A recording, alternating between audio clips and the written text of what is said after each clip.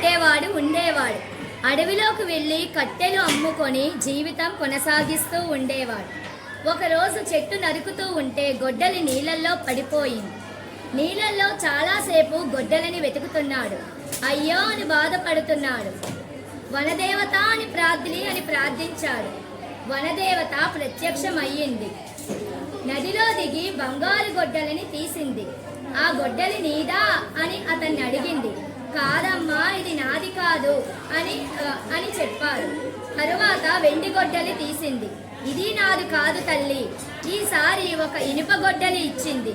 ఇది నీదా అని అడిగింది. అవును తల్లి, ఇది నాది. నీ నిజాయితీ నాకు నచ్చింది. ఈరోజు ఈ 3 గొడ్డళ్ళు నీవే, నీవు తీసుకో అని చెప్పి వనదేవత మాయమైపోయింది. ఒక వ్యాపారస్తుని దగ్గరికి కట్టెలు అమ్మేవాడు వెళ్ళాడు. వెండి బంగారు గొడ్డలి అమ్మాడు. అవి కొనుక్కున్న షావుకారు ఇవి నీకు ఎక్కడివి అని అడిగాడు. ఆ షావుకారికి అత్యాశ కలిగింది. గొడ్డలి విసిరేసి వనదేవతను ప్రార్థించాడు.